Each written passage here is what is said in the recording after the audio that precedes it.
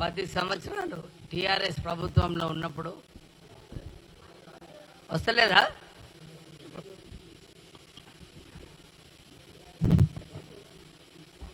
పది సంవత్సరాలు టిఆర్ఎస్ ప్రభుత్వంలో ఉన్నప్పుడు ప్రజలను కలిసి ప్రజల సమస్యలు ఏంది కనుక్కోవడము ఎప్పుడు కూడా లేకుండే. మంత్రులు వస్తుండే, డిస్ట్రిక్ట్లు తిరుగుతుండే, వెళ్ళిపోతుండే. కానీ ప్రజలు వచ్చి కలవడానికి ఆ స్వేచ్ఛ లేకుండే. ఎప్పుడు పోలీసు వాళ్ళు వచ్చి వెళ్ళండి వెళ్ళండి, హరీలో ఉన్నారు మంత్రి గారు, ముఖ్యమంత్రి గారు అయితే ఎవరిని కలిసేదే లేదు. మొన్న మెదక్లో 43 మంది చనిపోయినప్పుడు ఒక్కసారి కూడా ముఖ్యమంత్రి రాలేదు. ఒక బాధ్యత అంటే 43 మంది చనిపోయినప్పుడు ముఖ్యమంత్రి రేవంత్ రెడ్డి గారు ఇమ్మీడియట్లీ 24 గంటలలో రావడం, వారందరికీ కూడా ₹1 కోటి ఇవ్వాలని చెప్పి కంపెనీకి ఆదేశాలు ఇవ్వడం జరిగింది. కొండఘాట్ సంఘటన అయినప్పుడు 66 మంది చనిపోయినారు. అప్పుడు కేసీఆర్ అక్కడ పోయి కలిసి బాధితుల కుటుంబాలకు ఏదైనా చేద్దామని చెప్పి ఎప్పుడు కూడా ఆలోచించలేదు. కానీ కేటీఆర్ అయితే ముఖ్యమంత్రి గారు రాలేదు, 24 గంటల తర్వాత వచ్చిండని చెప్పి ఆయన ట్వీట్ చేయడం జరిగింది. అంటే టిఆర్ఎస్ హయాంలో వారి ఇష్టారాజ్యంగా వారు చేయడం జరిగింది. రేవంత్ రెడ్డి గారు స్పష్టంగా చెప్పినారు, ప్రజల మధ్యలో ఉండాలి మంత్రులు, ప్రజల సమస్యలు కనుక్కోవాలి, ప్రజలు వారికి ఏ కష్టాలున్నా మనము అధికారులతో మాట్లాడాలి, ఇతర మంత్రులతో మాట్లాడి వారి కష్టాలు దూరం చేయాలని చెప్పి వారు ఆదేశాలు ఇవ్వడం జరిగింది. అలాగే మహేశ్వర్ గౌడ్ గారు టిపిసిసి ప్రెసిడెంట్, వారు కూడా ఇక్కడ మన గాంధీ భవన్లో ఒక సెల్ పెట్టి మంత్రులను పిలిచి మీరు కలవాలి, ప్రజల సమస్యలు ఉంటాయి, వారందరూ కూడా వచ్చి కలిసినప్పుడు మీకు కూడా అర్థమవుతుంటుంది ప్రజల సమస్యలు ఏమున్నాయని చెప్పి ఈ మంచి కార్యక్రమము మహేశ్వర్ గౌడ్ గారు గాంధీ భవన్లో ప్రారంభం చేయడం జరిగింది. ఈరోజు నేను ఇక్కడ మంత్రిగా కూర్చొని ప్రజల అప్లికేషన్స్ అన్నీ కూడా తీసుకొని ఎక్కడెక్కడ డిపార్ట్మెంట్లో మాట్లాడాలో అందరితో ఫోన్లో మాట్లాడడం జరిగింది. Collector Vikarabad, collector Hyderabad, double bedroom ఇళ్ల కోసము వారికి మాకు లిస్టులో రాలేదని చెప్పి కొన్ని రిప్రజెంటేషన్స్, వికారాబాద్ కలెక్టరేట్లో దళితులు వచ్చి మాకు పట్టాలు ఇచ్చిన ల్యాండ్ని కూడా కొందరు వచ్చి కబ్జా చేయాలని ప్రయత్నం చేస్తున్నారు. టిఆర్ఎస్ హయాంలో లేదు మాకు హక్కున్నది, దళితులకు పట్టాలు క్యాన్సిల్ చేయాలని చెప్పి ఆ రోజులలో వారికి అందరికీ కూడా హింస చేయడం జరిగింది. ఇలాంటి అప్లికేషన్స్, కొందరికి అడ్మిషన్స్ కావాలి, ఇవన్నీ కూడా నేను కన్సర్న్డ్ డిపార్ట్మెంట్స్కి మార్క్ చేస్తూ మా సోదరులు ఇక్కడ కాంగ్రెస్ పార్టీ నుంచి వారు కూడా సహకరించి మేము ప్రజల సమస్యలకు ఎక్కడ ఎవరితో మాట్లాడాలి ఇమీడియట్ అన్నమాట. చాలాసార్లు కూడా అందరితోని ఇమీడియట్గా ఫోన్ చేసి మాట్లాడడం జరిగింది. ఇది ఒక మంచి కార్యక్రమము, ఎందుకంటే ప్రజల నాడి తెలుస్తుంది, ప్రజలు ఏమనుకుంటున్నారు ప్రభుత్వం పైన అని. సో ఇదొక ప్రజాపాలన ఏదైతే నడుస్తుందో అన్ని డిస్ట్రిక్ట్స్లలో కూడా ఈ ప్రజాపాలన కండక్ట్ చేస్తున్నారు. డిస్ట్రిక్ట్ కలెక్టర్స్ అందరు కూడా సరిగా స్పందన ఉంది. సో ఒకవైపు టిఆర్ఎస్ హయాంలో ఏమైందో మీరు చూస్తున్నారు, ఇప్పుడేమో కాంగ్రెస్ హయాంలో ప్రజాపాలన, డెమోక్రసీ, స్వేచ్ఛ ఏదైతే ఉన్నదో, అప్పుడైతే పోలీస్ ఇష్టం వచ్చినట్టు పోలీస్ వివరించేది. నేను నిజంగా ఒక చిన్న ఎగ్జాంపుల్, చెన్నూరులో అప్పుడు పోలీస్ ఎమ్మెల్యే వచ్చినప్పుడు, చీఫ్ విప్ వచ్చినప్పుడు పోలీస్ వాళ్ళదే హవా నడుస్తుండే, ఎవరికి స్వేచ్ఛ లేకుండా ఎమ్మెల్యేని కలవనికి. ఇప్పటి వరకు మేము 18 నెలల్లో ఎవరి మీద కూడా ఒక కేసు పెట్టలేదు. టీఆర్ఎస్ నాయకుల మీద కూడా కేసు పెట్టలేదు. కేవలము ప్రజల ప్రేమ, ప్రజల ఆదరణ సంపాదించాలని చెప్పి మేము పనిచేస్తున్నాము. సో అందరు ఎమ్మెల్యేలు కూడా ఇదే బాటలో. ఎందుకంటే చాలా చోట్ల మీరు చూస్తున్నారు, రేవంత్ రెడ్డి గారు కూడా ముఖ్యమంత్రిగా ఏ ఇష్యూ పైన కానీ లాంగ్ రోప్ ఇచ్చి దాని ఎవరికైనా వ్యతిరేకంగా మాట్లాడాలనుకున్నా, ఏదైనా చేయాలనుకున్నా కానీ మీరు మీ వ్యూస్ అన్నీ కూడా చెప్పాలని చెప్పి ఈ డెమోక్రటిక్ వేలో ఈ కాంగ్రెస్ ప్రభుత్వం నడుస్తుంది. సో ఇంకేమైనా క్వశ్చన్స్ ఉంటే మీరు అడగొచ్చు.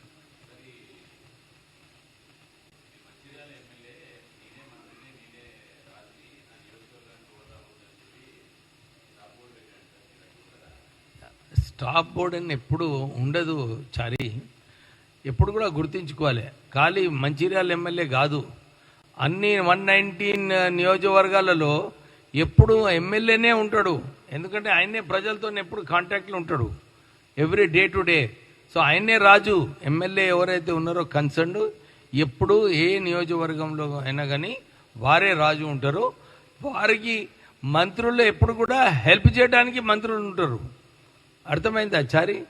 సో మంచిర్యాల నియోజకవర్గంలో కూడా ఏమైనా అవసరాలు ఉంటే, ఏమైనా ఉంటే ఇవాళ ఒక రిప్రజెంటేషన్ వచ్చింది ఇక్కడ మంచిర్యాల నియోజకవర్గంలో. సార్ ఇట్లా ఉందని కలెక్టర్ గారు రాష్ట్రాన్ని పంపించినాను. సో మంత్రీస్ role is only to help the MLAs, local MLAs. ప్రజల సమస్యలు దూరం చేయడానికే మంత్రి పని. ఏమన్నారు? వేరే మంత్రులు కాదయా, ఎవరికైనా కానీ సేమ్ రూల్ అన్నమాట. ఏం స్టాప్ లేదు, ఉంపు లేదు. ప్రజలకు నియోజకవర్గం అభివృద్ధి కావాలి. రాష్ట్ర ప్రభుత్వము, కాంగ్రెస్ పార్టీ ఏదైతే గ్యారంటీలు ఇచ్చినారో ఇవన్నీ కూడా సరిగా అమలు జరుగుతున్నాయా లేదా? ఇప్పుడు మాకు డిస్ట్రిక్ట్ మంత్రి వచ్చిండు, జూపల్లి కృష్ణారావు గారు. వినండి, ఎందుకు కాదే, నేను రోజు పోతుంటే పడుకో, నా ఇల్లుంది మంచిర్యాలలో పడుకుంటుండ్రా. దాని నియోజకవర్గం కాదు కదా మంచిర్యాలలో. జిల్లాకు చెందిన మంత్రిని నేను. జిల్లా మంత్రి ఇన్ఛార్జ్ కాదు, జిల్లా మంత్రి ఇన్ఛార్జ్ జూపల్లి కృష్ణారావు గారు. ఆయన రెస్పాన్సిబిలిటీ. ఇప్పుడు అనిల్ కుమార్ గారు ఒక మీటింగ్ పెట్టిండు. ఆయన incharge from Pradesh Congress committee, ఆయన ఇన్ఛార్జ్ అనమాట ఆదిలాబాద్కి. ఆయన వచ్చి నాకు చెప్పినాడు, సార్ ఇవాళ నేను ఒక మీటింగ్ పెట్టినాను. సరేనయ్యా, నేను ఆ కన్సర్న్ ఎమ్మెల్యే మంత్రి అయినా కానీ నేను I will come and attend your meeting అన్నా. అది ప్రోటోకాల్. అర్థమైందా? సో జిల్లా మంత్రి జూపల్లి కృష్ణారావు గారు మెయిన్.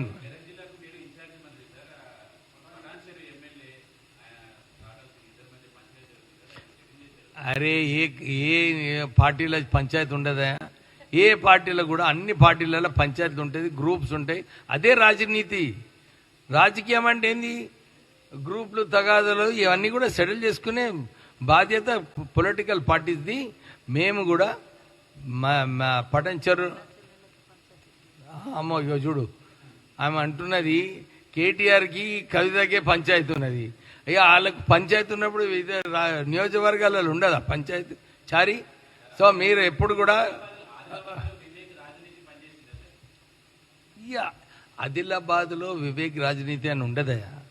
నేను తెలంగాణ ఉద్యమంలో పనిచేసిన, తెలంగాణ కేసీఆర్ దిగిపోవాలని చెప్పి ఆయన వ్యతిరేకంగా చాలా పనిచేసిన. సో నాది నా స్టాండింగ్ ఉంటుంది, వేరే వాళ్ళ స్టాండింగ్ వేరే వాళ్ళు ఉంటుంది. మనకి విదిన్ ద పార్టీ ఎవరితో కాంపిటీషన్ లేదు. మన బ్రాండ్ వాల్యూ మనం నిలబెట్టుకోవాలని చెప్పి పని చేస్తా, పార్టీకి స్ట్రాంగ్ చేస్తా.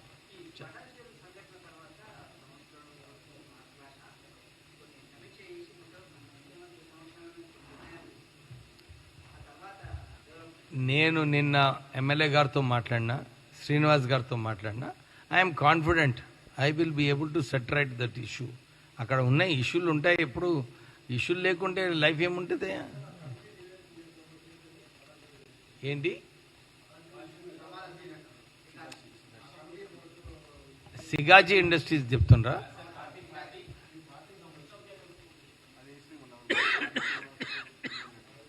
ఇగో నేను ఇప్పుడే చెప్పినా మీకు, కమిటీ వాళ్ళందరూ కూడా చర్చిస్తున్నారు. నేను కూడా ఇప్పుడు మంత్రి ఇన్ఛార్జ్గా చర్చించిన. మా రామ్మోహన్ రెడ్డి గారు వారు కూడా ఇన్ఛార్జ్ ఉన్నారు, వారు పోయి ఒక్కొక్క నియోజకవర్గంలో ఎవరిని డీసీసీ ప్రెసిడెంట్ చేయాలి, పార్టీని పదవులు ఎవరికి ఇవ్వాలని చెప్పి వారు కూడా ఒక స్టడీ చేయడం జరిగింది. నేను ఆల్రెడీ మాట్లాడిన ఎమ్మెల్యే గారితో, శ్రీనివాస్ గారితో, వాళ్ళ ఇద్దరి మధ్యన కూడా ఒక అనుకూలమైన వాతావరణం క్రియేట్ చేయడానికి ట్రై చేస్తున్నాను. షార్ట్లీ అయిపోతుంది అది. So there is no.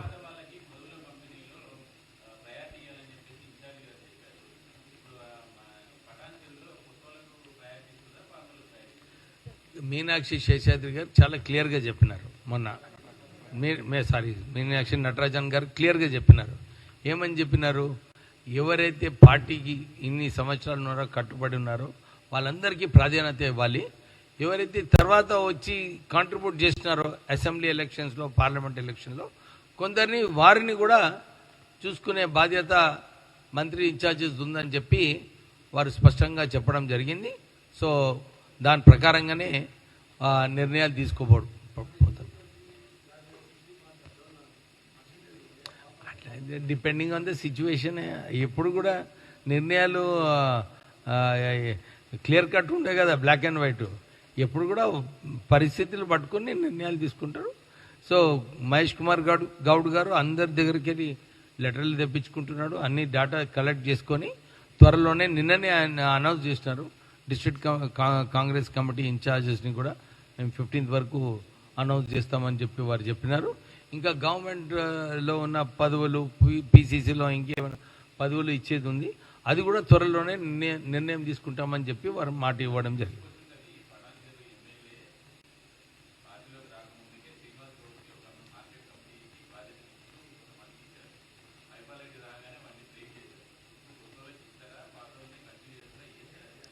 అది ఇది అది ఎందుకయ్యా, నీకు అయిన తర్వాత నీకు తెలుస్తుంది కదా నేనున్నా. అదే ఇగో ఒక్కటి, పాతలను ఇన్సల్ట్ చేయడము, కొత్తలను ఇన్సల్ట్ చేయడము ఉండదు. అందరినీ కలుపుకొని ముందుకు వెళ్ళాలి. సో కలుపుకొని ముందుకు వెళ్ళడానికే నేను ప్రయత్నం చేస్తున్నా. ఏముంది, గజ్వేల్ పరిస్థితి మంచిగానే ఉన్నది. గజ్వేల్ పరిస్థితి బాగానే ఉంది. గజ్వేలే అడుగుతున్నావు కదా. అరే బాబు, మీరు ఒక ప్రెస్ ఉన్నారు కరెక్టే, కానీ మీరు ఒక ఇన్నర్ పార్టీ విషయాలు 1 మినిట్ అరే వినండి బ్రదర్, నేను ఆన్సర్ చేయని. అరే నేను ఆన్సరే చేయలేదు, నువ్వే మళ్ళీ ఇంకో క్వశ్చన్ అడిగితే ఎట్లా? నేనేమంటున్నా, ఇన్నర్ పార్టీలో నేను ఎప్పుడు చెప్పినా, ఏ పొలిటికల్ పార్టీలో అయినా కానీ గ్రూప్స్ ఉంటాయి, తగాదాలు ఉంటాయి, అన్నీ ఉంటాయి. మా పని అది. ఇన్ఛార్జ్ మినిస్టర్గా మా పొన్నం ప్రభాకర్ గారు ఇన్ఛార్జ్ ఆర్గనైజేషన్ నుంచి ఉన్నారు. మేము ఇద్దరం చర్చించి ఆ ఇష్యూస్ ఏమున్నాయో దాన్ని సెటిల్ చేస్తాం. So don't worry about it. ఏది కావాలనో అది డెఫినెట్ అవుతుంది. మీరు ఎప్పుడు కూడా I would request, big picture చూడండి. చిన్న విషయాలు ఉంటాయి. బిగ్ పిక్చర్లో ఏమైనా క్వశ్చన్లు అడగండి. కానీ ఈ డీసీసీ ప్రెసిడెంట్ని తీసేస్తారా? డీసీసీ ప్రెసిడెంట్ని తీసేయడము, తీయకపోవడం ఏం డిపెండ్ అవుతుంది? ఎవరు ఎన్ని సంవత్సరాలు ఉన్నారు డీసీసీ ప్రెసిడెంట్గా, మళ్ళీ ఒక ఎక్కువ సంవత్సరాలు ఉంటే కొత్తలోకి ఇవ్వచ్చా? పార్టీ నిర్ణయం తీసుకుంటుంది. నేను I'm not the fellow to take a decision. Incharge I can only recommend. Party high command నిర్ణయం తీసుకుంటుంది.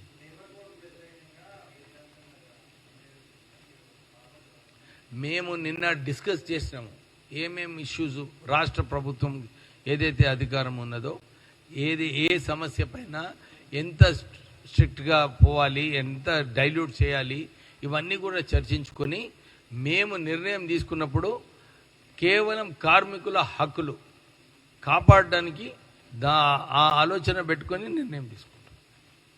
ఓకే,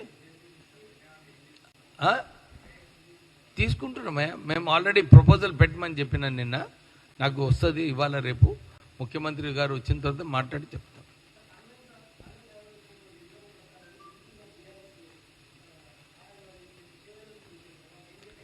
ఇప్పుడే వచ్చారు. నేను కలెక్టర్ గారితో మాట్లాడినాను.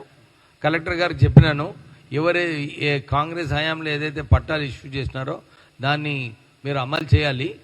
మీరు మళ్ళీ ఎగ్జామిన్ చేయండి. ఏమైనా ఇష్యూస్ ఉంటే రెవెన్యూ మంత్రి గారితో, ముఖ్యమంత్రి గారితో మాట్లాడతామని చెప్పి వారు చెప్పడం జరిగింది. వారు వీళ్ళందరినీ రేపు మార్నింగ్ రమ్మన్నారు కలెక్టరేట్కి. నేను ఉంటాను సార్, వారితో చర్చిస్తానని చెప్పి వారు మాట ఇవ్వడం జరిగింది.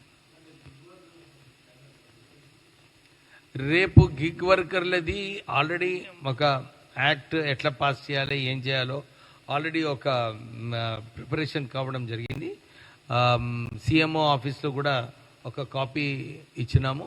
ఐ డోంట్ థింక్ రేపు ఏదైతే క్యాబినెట్ జరగబోతుందో ఈ క్యాబినెట్లో కేవలము యాక్షన్ టేకన్ రిపోర్ట్, అంటే ఇంతకుముందు క్యాబినెట్లో ఏదైతే నిర్ణయాలు తీసుకున్నారో దీనిపైన ఏంటి యాక్షన్ చేసుకుంటున్నారు, అమలు అవుతున్నా లేదా క్యాబినెట్ డిసిషన్స్, అది మెయిన్ ఎజెండా రేపటి.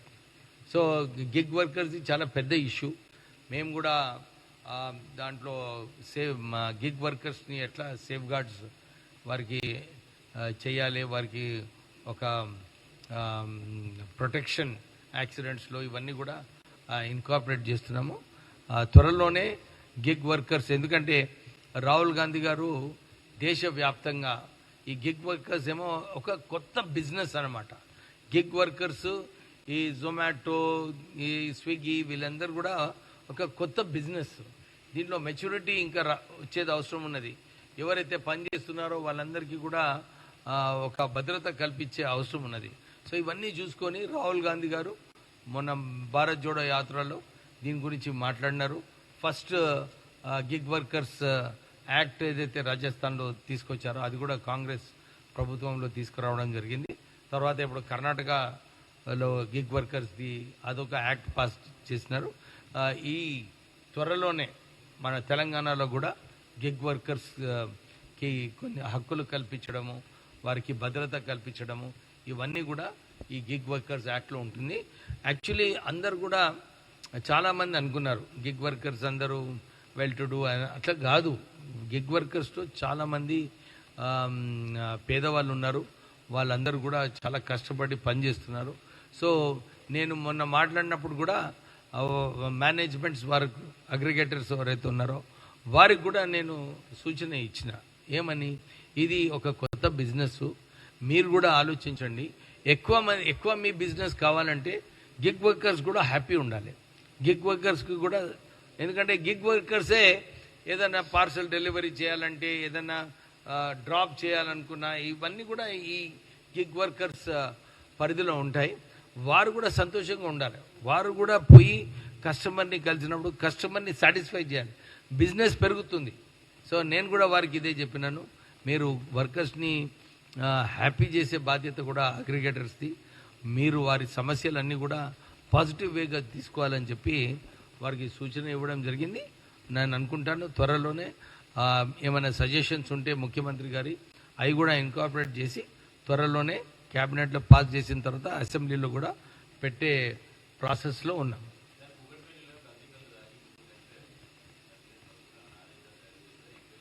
డెఫినెట్లీ ఇప్పుడు ఎంక్వైరీ చేయాలి. ఇప్పుడు సంగారెడ్డిలో పటంచెరులో ఏదైతే 43 మంది చనిపోయినారో దాంట్లో ఎంక్వైరీ నడుస్తుంది. మేనేజ్మెంట్ ఏదైతే లోపాలు ఏమున్నాయో డెఫినెట్లీ ఆ సంస్థలో కూడా ఇంతమంది చనిపోవడము, నేను ఇన్స్పెక్టర్ రిపోర్ట్ చదివినాను.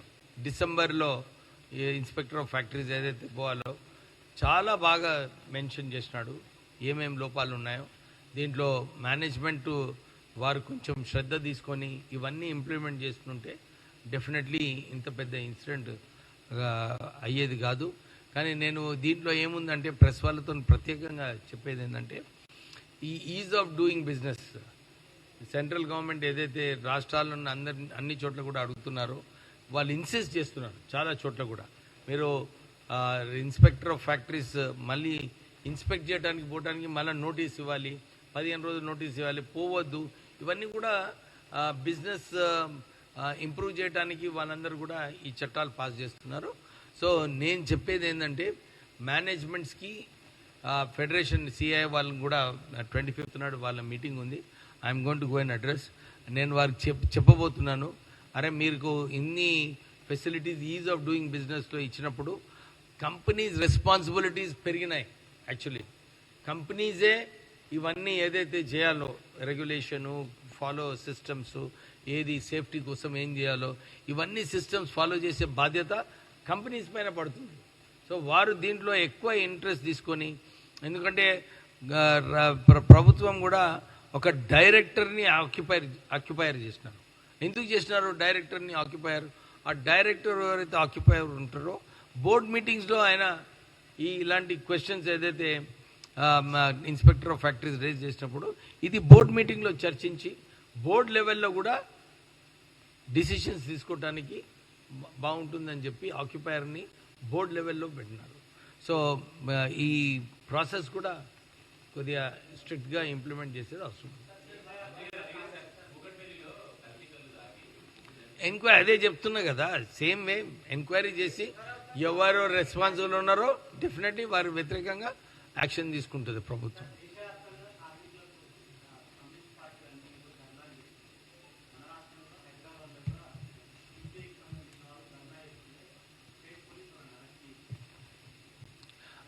స్టేట్ పోలీసు వాళ్ళు వారికి పర్మిషన్ తీసుకొని ధర్నా చేయొచ్చు, ఎవరైనా కూడా కార్మికులకు హక్కుల కోసం చేయొచ్చు. వాళ్ళు పర్మిషన్ తీసుకోలేదేమో, అందు గురించి వారు చేసినారు. ఎప్పుడు కూడా ఇంతకుముందు మనము ఇందిరా పార్క్ దగ్గర ధర్నా చౌక్ పెట్టడం జరిగింది. అక్కడ ఎవరైనా పోయి ధర్నా చేసుకోవచ్చు. నాకు నాకు ఆ ఇష్యూ పైన ఇంకా నాకు తెలియదు, రిపోర్ట్ రాలేదు, నేను కనుక్కున్నాక చెప్తాను. కానీ డెఫినెట్లీ సిపిఐ వాళ్ళకు ఒక హక్కు ఉన్నది. కార్మికుల కోసము ఏది న్యాయమో ఏది మంచిదో వాళ్ళు రేజ్ చేసేది అవసరం ఉన్నది. మేము కూడా ప్రభుత్వంలో ఏది మంచిదో కార్మికులకు అవన్నీ కూడా ఇన్కార్పొరేట్ చేసి కార్మికులకు మేము ప్రొటెక్ట్ చేస్తాం.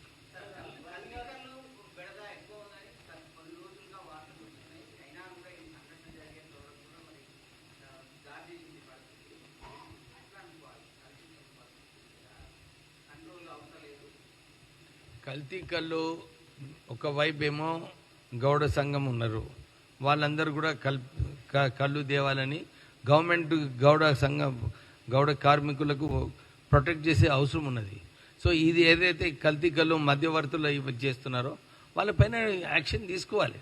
డెఫినెట్లీ రాష్ట్ర ప్రభుత్వము ఎంక్వైరీ చేసిన తర్వాత కఠినమైన యాక్షన్ తీసుకుంటుంది. నెక్స్ట్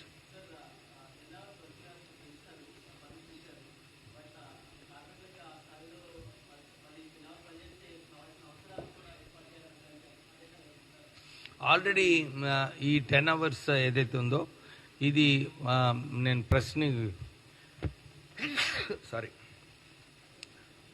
స్పెసిఫికలీ మీకు అందరికీ హైలైట్ చేయాలని చెప్తున్నాను. ఈ 10 hours ఏదైతే వచ్చిందో ఇది నార్మల్ మ్యానుఫ్యాక్చరింగ్ సెక్టర్లో అప్లికబుల్ కాదు. ఎవరైతే మెషిన్ల మీద పనిచేస్తారో వీళ్ళందరూ కూడా 10 hours పెంచినా కానీ ప్రభుత్వం ఒక కండిషన్ పెట్టింది. ఇంతకుముందు 8 hours అయినా కానీ 48 hours వరకే పనిచేయవచ్చు వీక్లీ అని చెప్పి రూల్ ఉన్నది. ఆ రూల్ ఏమో కంటిన్యూస్ 10 hours అయినా కానీ మీరు 48 hoursలోనే వారిని పనిచేయవచ్చు. వారు అంటే లిటరలీ వెస్టర్న్ కంట్రీస్లో ఏదైతే ఉందో 5 రోజులు పనిచేసి 2 రోజులు రెస్ట్ తీసుకునే ఏదైతే ఉందో slowly we are coming to that system. వర్కర్స్కి ఎవరికి కూడా రిలాక్సేషన్ కాలేదు, నంబర్ ఆఫ్ అవర్స్ రిలాక్స్ అయింది. వారికి కూడా చాలామంది రిప్రజెంట్ చేస్తున్నారు ఐటీ సెక్టర్లో, సమ్ ఆఫ్ ద కమర్షియల్ సెక్టర్స్లో. సార్ వారు 10 గంటలు పనిచేస్తే కంటిన్యూటీ ఉంటుంది, దాని తర్వాత వారికి 2 days ఆఫ్ కూడా ఉంటుంది, వాళ్ళ ఫ్యామిలీస్తో ఒక రోజు పోవచ్చు, రెస్ట్ తీసుకోవచ్చు అని చెప్పి in the interest of workers only this kind of a decision is taken. ఇంకా థ్యాంక్ యూ.